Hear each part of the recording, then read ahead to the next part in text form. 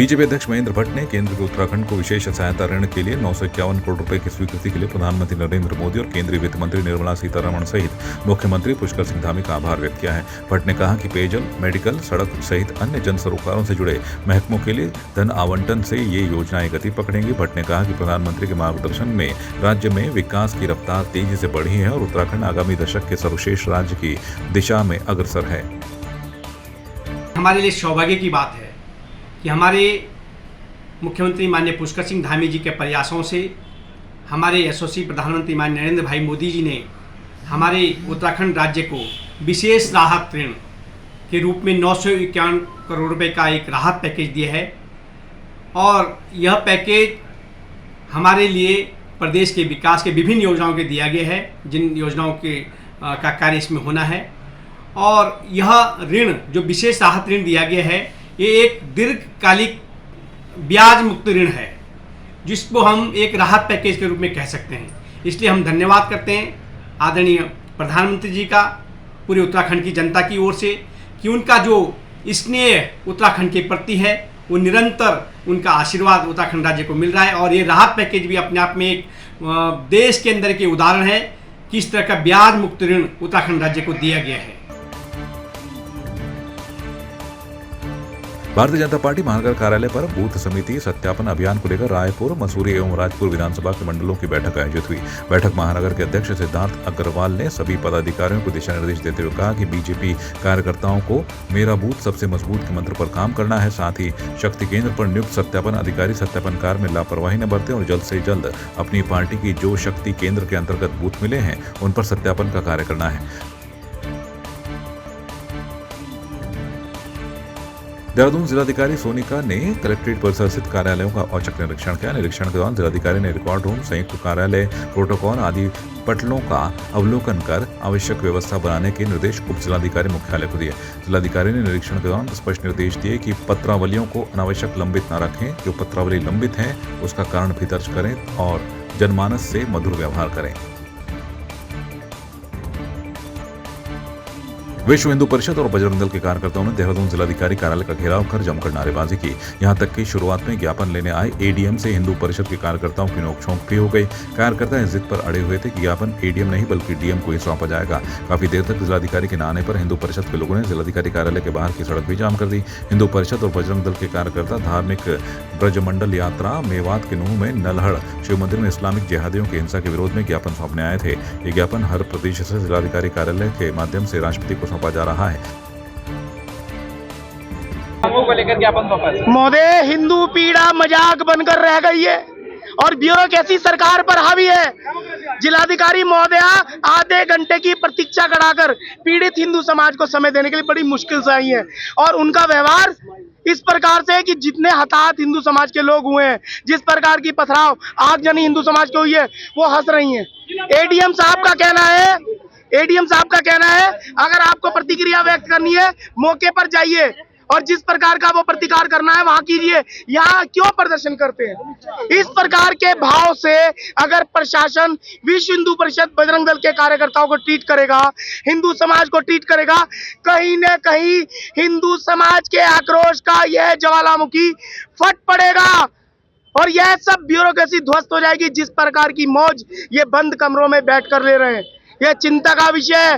हिंदू समाज को और कुचला जा रहा है, उनको दहन किया जा रहा है, जलाया जा रहा है, गोलियां चलाई जा रही हैं, पत्थरों में मारा जा रहा है। उस सब की जिम्मेदारी इस प्रशासन पर ही तो है।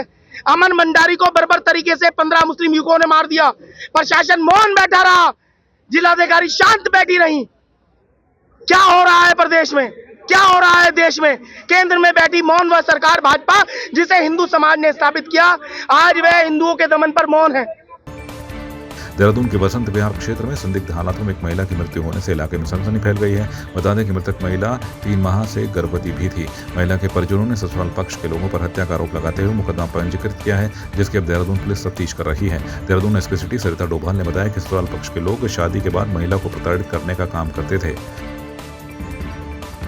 देखिए, थाना बसंत विहार में सूचना मिली थी जिस पर कि जो कंप्लेनेंट हैं उनके द्वारा एक एप्लीकेशन भी दी गई है, जिसमें कि उनके द्वारा बताया गया है कि उनकी बहन की शादी 2022 में हुई थी और शादी के बाद से ही उसका पति और उसके घर वालों द्वारा उसको लगातार प्रताड़ित किया जा रहा था। और इसके पश्चात कल 1 तारीख को जो है उसके पति, उसकी सास और ननद द्वारा जो है उसकी हत्या कारित कर दी गई और उसके बाद मृत्यु के पश्चात उनको घर वालों को सही सूचना भी नहीं दी गई। इस संबंध में उनके द्वारा एक तहरीर दी गई है जिस पर कि मुकदमा पंजीकृत किया गया है। 304 बी आईपीसी का मुकदमा पंजीकृत किया गया है।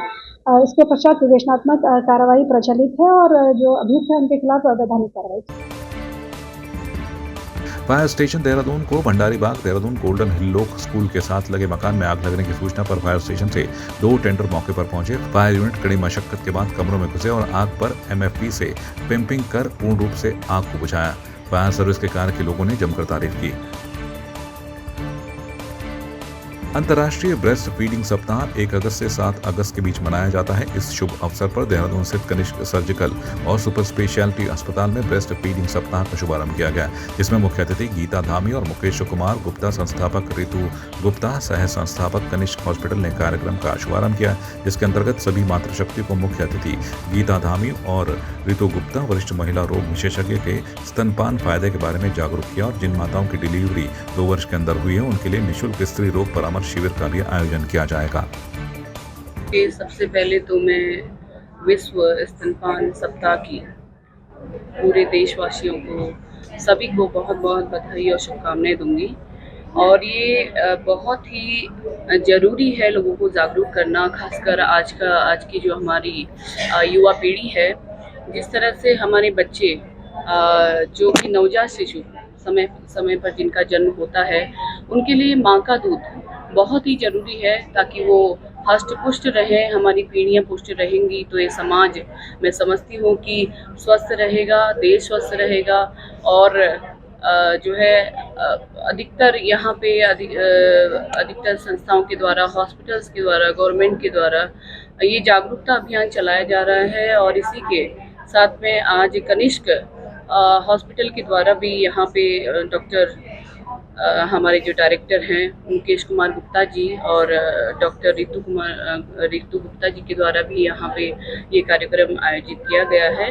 मैं सभी को बहुत शुभकामनाएं देती हूँ कि आप सभी जो है जनता, हमारी महिलाओं को, युवाओं को, सभी को जागरूक करने के लिए इस तरह के कार्यक्रम आयोजित कर रहे हैं, जिनके द्वारा कनिष्क फाउंडेशन के द्वारा समय समय पर सामाजिक जो है कार्य भी किए जा रहे हैं। और ये पूरे विश्व में आज WHO की रिपोर्ट के आधार पे अधिकतर 10 में से 7 बच्चे जो कि अपनी माँ का दूध से जो है वंचित रह जाते हैं, तो ये बहुत ही आज के समय में ज़रूरी हो गया है। देखिए, ये बहुत ज़रूरी है कि जो हमारा ब्रेस्ट फीडिंग का आंकड़ा है वो काफ़ी कम हुआ है। इसका मुख्य कारण अगर हम समझें, एक तो बहुत ज़्यादा वर्किंग वुमेन की वजह से उनके ऊपर प्रेशर बहुत ज़्यादा रहता है। दूसरा एक फिगर और बहुत सारी आधुनिकता की वजह से ये कम हुआ है। तो मेरा मानना है कि हमें ये समझना चाहिए कि अगर ब्रेस्ट फीडिंग को हम प्रमोट करेंगे तो बेबी को भी स्वस्थ रहेंगे और मदर को भी इससे कई सारी बीमारियां बचाई जा सकती हैं। जी देखिए, जैसा आप लोग को विदित होगा कि पूरे विश्व में अंतर्राष्ट्रीय स्तनपान सप्ताह, इंटरनेशनल ब्रेस्ट फीडिंग वीक मनाया जा रहा है।